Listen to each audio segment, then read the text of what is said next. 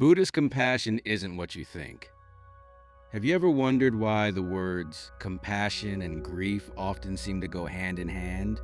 What if I told you that true compassion isn't just the emotion of sympathy toward others, but a profound and powerful force that, if understood, can transform every aspect of your life, including the way you see yourself?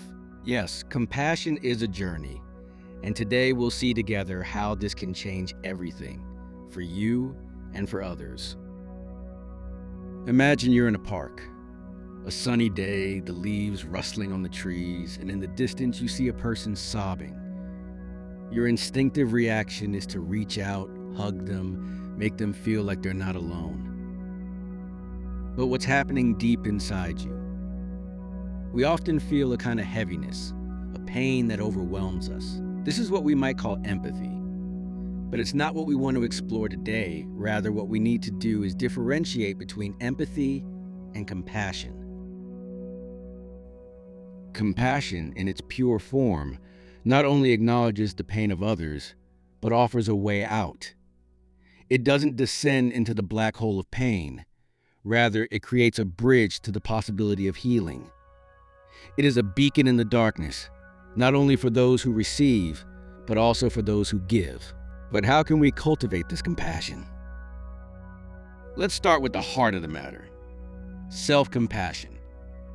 When we talk about Buddhist compassion, the first person we should direct our kindness toward is ourselves.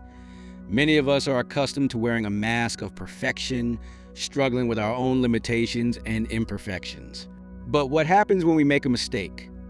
We tend to punish ourselves. Self-compassion means learning to forgive ourselves, to treat ourselves with the same kindness and understanding we would reserve for a friend in need. Imagine falling while running in a park. You might think, "I'm so clumsy, I can't believe this happened." But if we replace that thought with, "It's just an accident, everyone falls. From this, I can learn to run better," we begin to practice compassion. Now, let's take it a step further. A daily practice for practicing compassion can be metta bhavana, a meditation of benevolent love. Close your eyes and repeat phrases like, "May you be happy, may you be healthy, may you find peace." Start with yourself, and then extend these phrases to someone you love, and finally to someone with whom you have a difficult relationship, until you reach all living beings.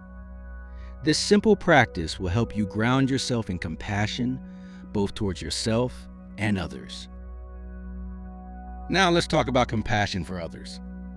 It may seem simple, but it's not always so.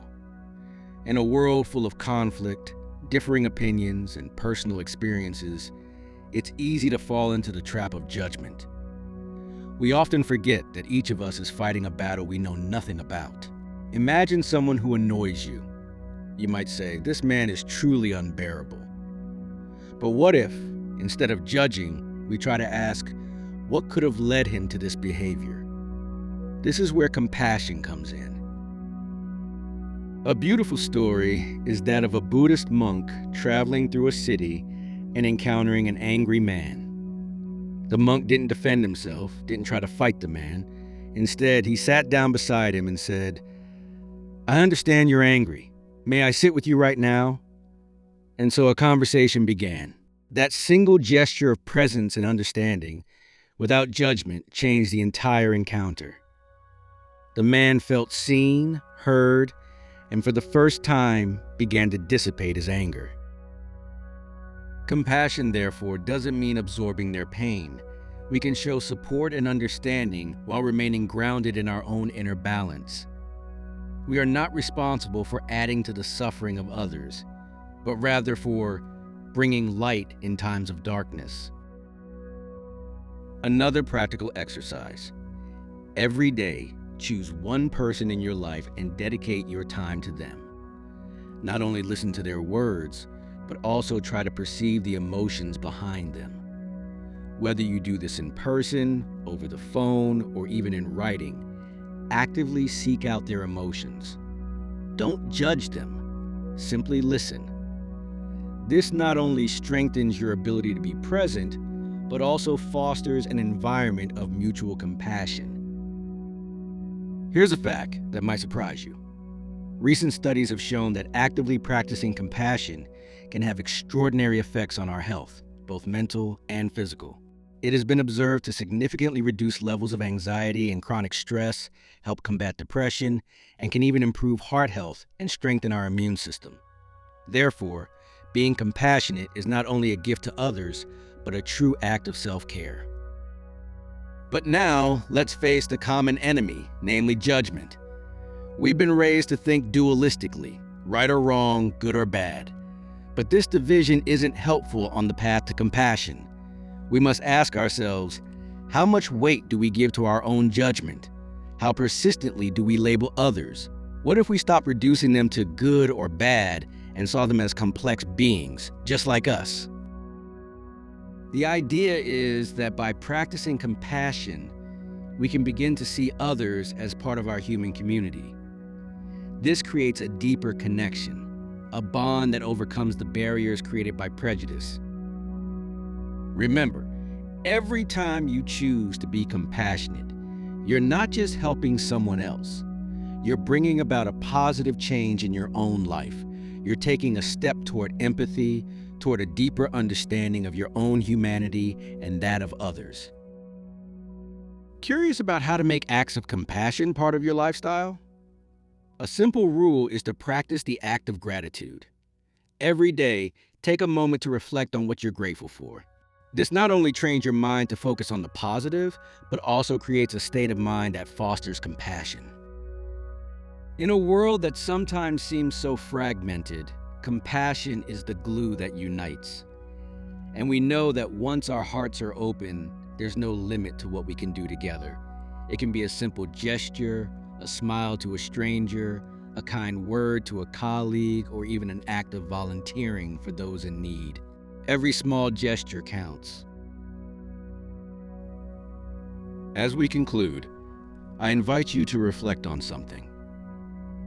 Compassion isn't just an emotion, it's a practice. It's like training a muscle. Every time you choose to be kind, you're strengthening your capacity for love and empathy. Every time you take the time to understand others, you're also creating space for your own personal growth.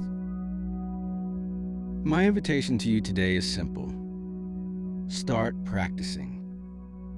From kindness towards yourself, to listening to those around you, to creating spaces for conflict resolution.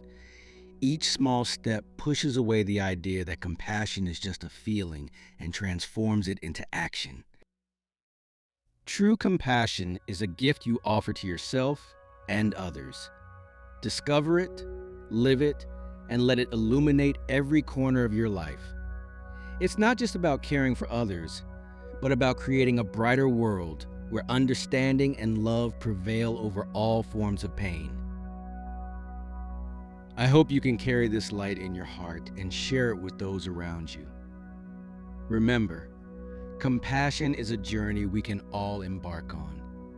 Let's begin together.